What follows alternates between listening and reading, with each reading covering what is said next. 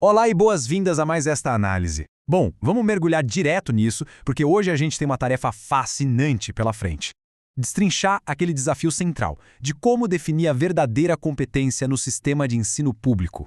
Para isso, vamos explorar as pesquisas geniais de Laurisete Passos e Maria de Fátima Chassot. E o legal aqui é que elas não ficaram só nas teorias abstratas, sabe? Elas foram fundo na realidade nua e crua das salas de aula. O nosso grande objetivo hoje é entender o que, na prática, faz um educador ser realmente excepcional no seu dia a dia. E para começar essa conversa, a gente precisa jogar no ar essa pergunta essencial. Afinal, como é que se constrói um professor competente? O mistério de como essa capacidade de ensinar é forjada no mundo real vai muito, mas muito além de só ter um diploma na parede ou decorar o conteúdo de um livro. É uma construção super complexa, muitas vezes invisível para os olhos de quem está de fora, e é exatamente esse processo fascinante que a gente vai desvendar agora. Parte 1. O que é competência? Desafiando as visões tradicionais. Então as pesquisadoras decidiram fazer um estudo de caso com uma professora da rede pública altamente capacitada, justamente para entender a competência ali na linha de frente. E o contraste com a história é muito interessante. A visão mais tradicional costuma definir a competência por critérios super rígidos, sabe, separando totalmente a parte técnica da política. Mas, prestando atenção nesse estudo de caso, a gente percebe que a competência surge mais como um jogo constante. É um movimento quase dialético entre buscar o equilíbrio e enfrentar desafios, algo que só dá para compreender de verdade quando a gente observa a trajetória de vida inteira da pessoa. Parte 2. A trajetória de Luciana e a construção de uma identidade. É aqui que entra a estrela do nosso estudo de caso, a professora Luciana. A identidade profissional dela não foi construída de um jeito linear e perfeitinho, não. Tem uma citação fabulosa que vem direto do diário de adolescência dela. A história pessoal formou a base de absolutamente tudo.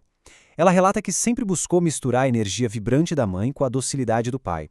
E essa busca incessante para, nas palavras dela, alcançar o meio termo, acabou virando a espinha dorsal não só da vida pessoal, mas de todo o estilo de ensino que ela ia desenvolver depois. Ou seja, a competência nasce muito antes de se pisar numa sala de aula pela primeira vez.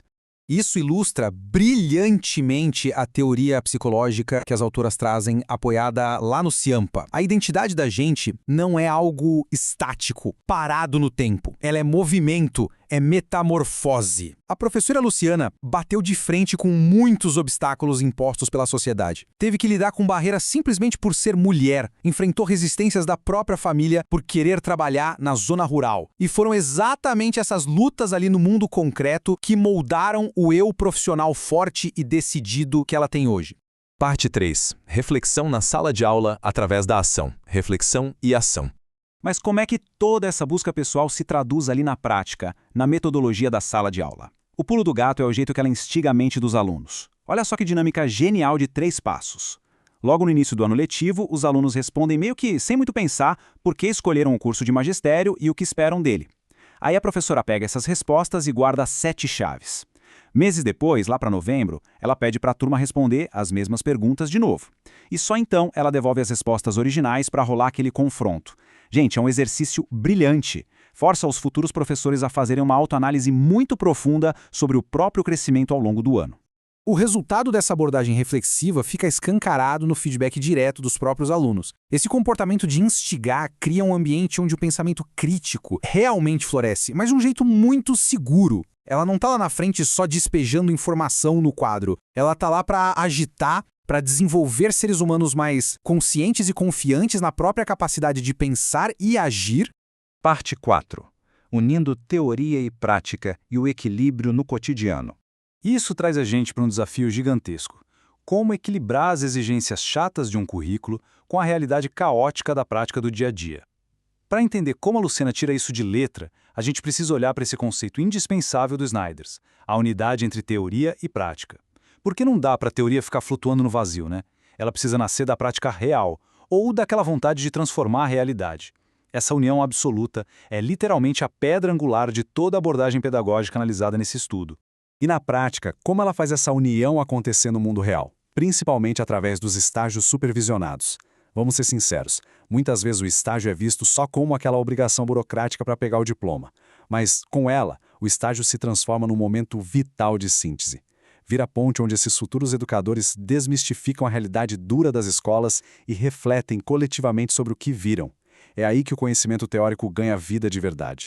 E o mais legal é que os alunos percebem isso na pele. Eles validam essa coerência. Porque vamos combinar, não tem nada mais frustrante do que aquela velha história do faça o que eu digo, mas não faça o que eu faço. Quando os alunos reconhecem que existe um alinhamento perfeito entre o discurso lá da teoria e a ação prática na sala de aula, isso é a maior prova de que o professor é realmente competente. E além de coerente, a prática tem que ser criativa. O verdadeiro trabalho interdisciplinar exige que a gente busque inspiração lá fora, muito além das 4 paredes da sala de aula. Ao trazer poesias de Bertolt Brecht, músicas do Milton Nascimento e até dramatizações, a professora impede que o conhecimento seja tratado como um pacote pronto e acabado. Em vez disso, o conhecimento é recriado por todo mundo junto, quebrando de vez aquelas barreiras chatas entre as disciplinas tradicionais. Toda essa filosofia vibrante fica cristalina nessa fala espetacular. O professor definitivamente não é uma figura estática. Ele é, nas palavras dela, um ator de múltiplas facetas. E isso exige uma autenticidade imensa e uma capacidade de adaptação fora do comum.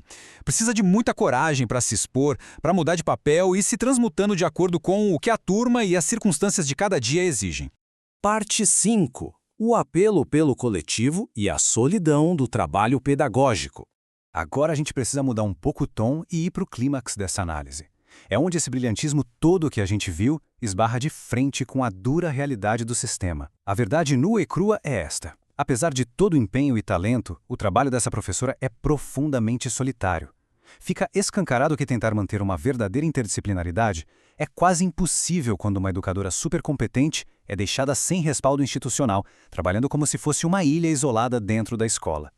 Olha esse clamor por conexão, chega a cortar o coração, né? O custo emocional desse isolamento profissional é simplesmente gigantesco. Um professor excepcional anseia pela troca, quer conversar com seus pares, quer construir conhecimento junto. Por mais que o indivíduo brilhe muito, esse brilho não compensa a falta de uma rede de apoio e de diálogo diário. E as consequências de deixar os professores isolados assim são trágicas, porque esse fardo da solidão e da falta de estrutura não fica contido. Uma hora a conta chega. Mais cedo ou mais tarde, o professor exausto e sem apoio acaba transferindo todo esse peso, essa frustração e esse desânimo direto para quem está ali na frente dele, os alunos.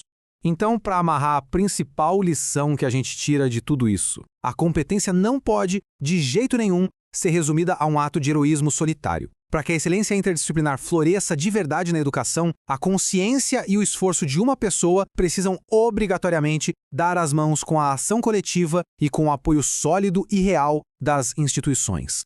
E para a gente encerrar, deixo aqui esta provocação para todo mundo pensar a respeito. Se a gente já sabe que a excelência é forjada nas experiências de vida e depende de um ambiente coletivo, o que falta para o sistema parar de isolar e esgotar justamente aqueles profissionais que têm o maior potencial de transformar a educação? Fica aí a reflexão. Muito obrigado por acompanharem até aqui e até a próxima.